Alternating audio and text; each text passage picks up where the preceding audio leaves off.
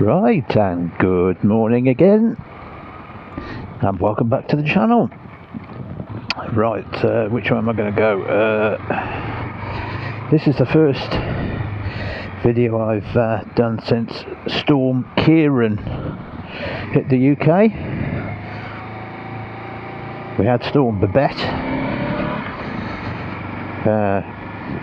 last time, and then that was followed up by Storm Kieran, which apparently has caused some absolute devastation further down south, particularly in the Channel Islands. So I feel very sorry for all the people down there, but I think I'll go this way. But where I am in the Midlands, we've largely got away with it, I think, although there has been some flooding as usual. I think largely we've got away with it. Let's get up the side of here.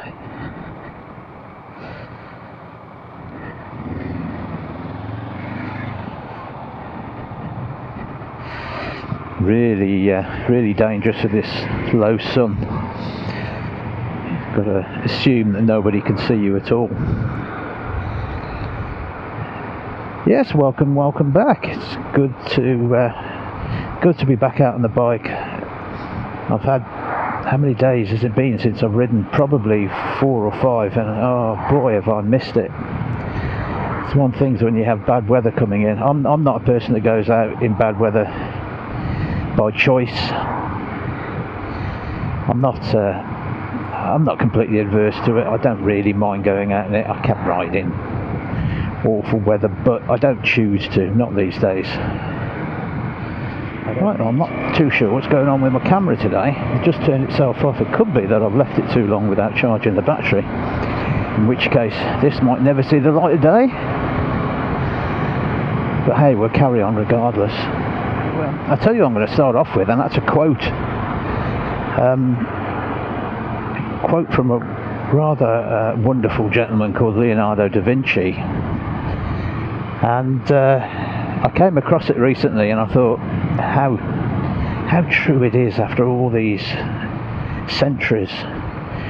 And the quote is, "Simplicity is the ultimate sophistication." And obviously he was talking about design in general. He was one of the most incredible designers and inventors the world has ever known. Where's this chap going? Maybe he's parking there. Maybe he doesn't even know. Anyway, we'll carry on. I'm really meeting some people this morning. I think the storm's got to them even. Yeah, simplicity. It got me thinking about bikes really, and my mind wandered into numerous areas like it does. So I thought I'd relay some of it to you. This is very off the cuff, by the way. Although I've got some very quick notes here, bullet points of what I want to remind myself to speak about. I don't script these at all. So no doubt you can come out with some cogent replies in the comment section, which get to the point a lot better than I do. But I just wanted to throw these ideas out there and see what everyone thinks. I wanted to go back actually to the thing it made me think of was in the 1970s. Now we had certainly in the UK we had a period of austerity where everything was looking pretty dour. There was no money around. Everyone was there were blackouts, and it was just a really bad time in the country in general. And I was only 14 at the time when Ford brought out a car, and it was the Mark II Escort, which was the best-selling car in the country, along with the Cortina at the time. But the Mark II Escort came out. It was interesting because it was an incredibly basic, boxy, 3-box design. But the talk of the time, the motoring press, was that it's sort of synonymous with the feelings of the time. In austere times, fashions tend to follow, and simplicity comes around, both in dress and in the design of all other things. And the idea was that this incredibly simple, boxy, 3-box design was a sign of the times, a sign of the austere times that we were living through. Because it was basically incredibly simplistic. It was all about going back to basics. And if you look at the previous model, Mark I Escort, it was more curvy, and it looked more like it had more design than the Mark II version. The exact same thing happened with the Cortina as well. They went from the Coke bottle design, the famous curvy Coke bottle design, to a really square and boxy design for the Cortina too. So it's that thing about simplicity. And maybe Leonardo really didn't know what he was talking about, because I think there's something to be said about simplicity in design. And of course, what I'm going to get onto is that the same thing applies to motorcycles.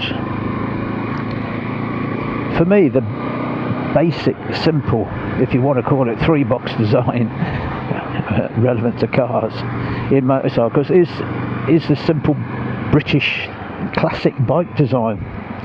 And by that, I would, as an example, I just throw out there the Bonneville, really. And that is, it's the design that flows through motorcycle design, isn't it? Right up to the Japanese bikes, the basic Japanese bikes that look the same. We all know what it looks like. It's no design at all, almost, as you can see. Just, you know, from the subject, this road is covered in bits of wood and God knows what. I'll be a bit careful here. I'm also being followed by a pickup truck that seems to want to get right up my backside. Great fun. Yeah, the simple, basic motorcycle design, and I think I'm sort of drawn to that design, and I think a lot of people are. Obviously, the Royal Enfield Interceptor is another one, that basic design, but it doesn't. That simplicity doesn't need necessarily to look exactly like that. Take a bike like the Royal Enfield Himalayan, which takes that simplicity to the almost, I think, one of the examples of the ultimate simplicity, utilitarian beyond belief. When that first came out, we knew it now, but when it first came out, it really did take the look of utilitarianism to the absolute extremes, to the point of it being ugly, to be quite honest. And there's, you know, there is a certain beauty in ugliness, isn't there? Or there can be.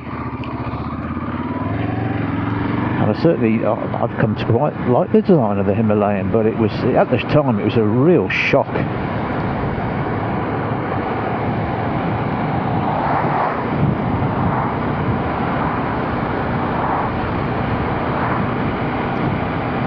Yeah, but utilitarianism, pared back design, I think basically that's what I like about bikes, and that's probably why I like the CL500. There's a certain honesty about the bike. It doesn't pretend to be anything. There's nothing there that is there for any other reason than really function rather than form. But with a modern twist, obviously, because it's based on a modern bike. And the tank design certainly isn't traditional in any sense, but it's eminently practical. It's not pretending to be what it isn't. And I think I'm sort of attracted to that. Here we go, here's the traditional. Talking about traditions, the Wire Forest biker tradition of stopping at traffic lights is alive and well.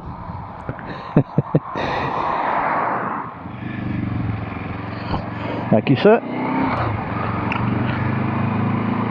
So yeah, so that got me thinking on the other side of things is, why is it that certain bikes I don't gel with? And do those bikes have a theme?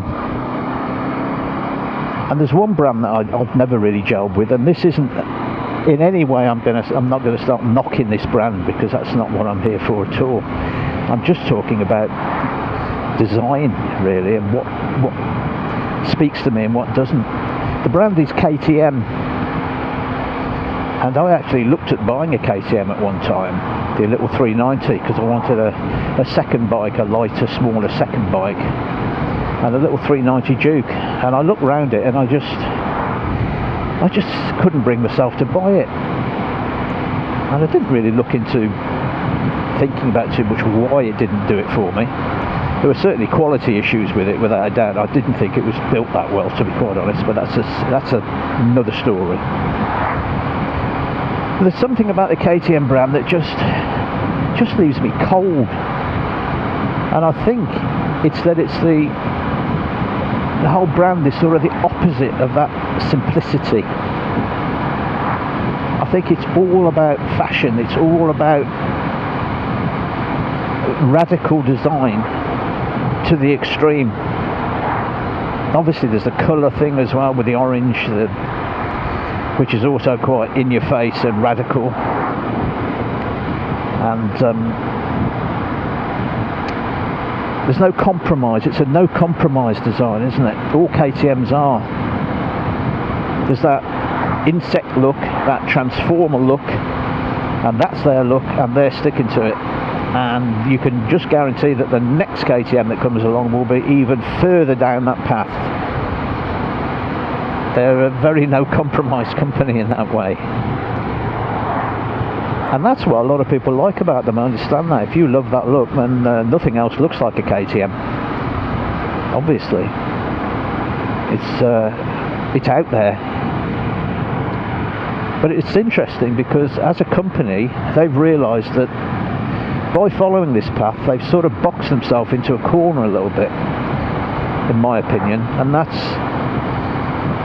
why we've got Husqvarna. They obviously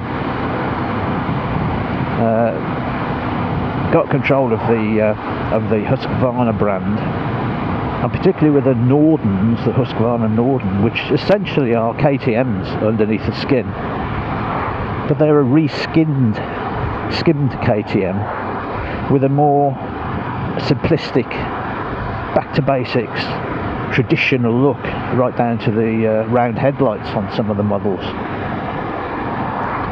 So they almost had to invent, if you like, a completely new brand under their umbrella. They didn't invent it, obviously. Husqvarna's got a fantastic history, but you know what I'm saying. They brought in another brand in order to cover another side of the market, because they knew that their KTMs were so Marmite, love them or hate them, and nothing in between, that they were missing out on a lot of customers. And I think Husqvarna is basically an attempt to cover the market, not because of technology or necessarily the type of bike that they build. They're identical bikes, they're direct competitors to one another. All the differences really is purely aesthetics.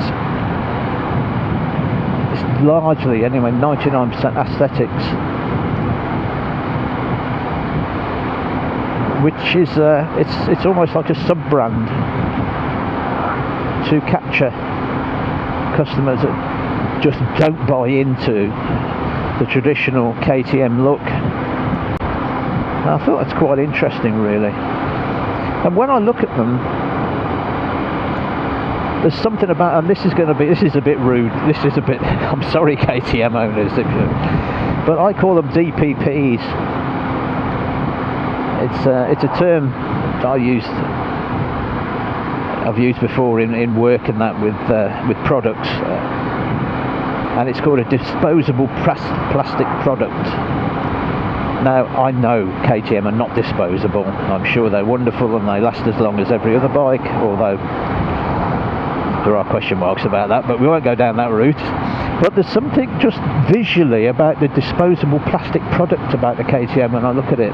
It's the bright colours, it's the no nonsense. There's something about them that just speaks to me of something that, and I don't like that. There's something that just doesn't do it for me. There doesn't seem to be any, I don't know, I can't really put it into words. Not while I'm riding anyway. I'll think of it later on and I'll think to myself, damn, I wish I'd have said that. But it's too late then. But this is it, off the cuff, this is what I do. And off the cuff, by the way, interesting to phrase that, isn't it? Because of course it was taken from people who used to publicly speak, but used to have notes written on the cuff. So it meant for what it means is no script, just working off a few notes and speaking as you think, as you go along, which is literally what I do.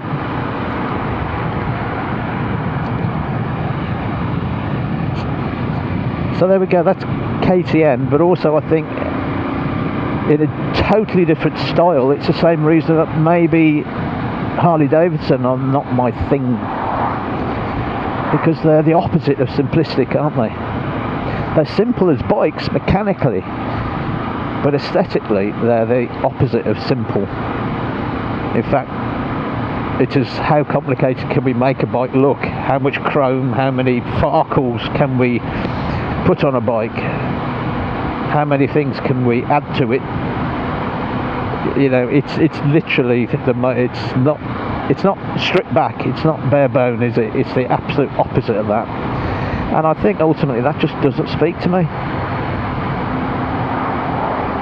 All sounds a bit presumptuous of me, I suppose. I don't mean to be. But that's just how it feels to me, and I think I've got to the bottom of why I like certain bikes over others, and I think that is at the bottom of it. And almost as if by magic, I finished what I'm going to chunter on about, and we've got nearly to the cap. How do I time it? I honestly don't time it, but it always just seems to happen. It's weird. It's weird. I don't know how many's going to be out today. I know I'm going to be cleaning my bike when I get back home though, because it's going to be plastered in mud and debris, so give it a bit of a clean up. But then I'm going to have to dry it or take it out for a quick spin to dry it off. So that's all from me. Thanks for being with me, and I will see you next time around. Bye for now.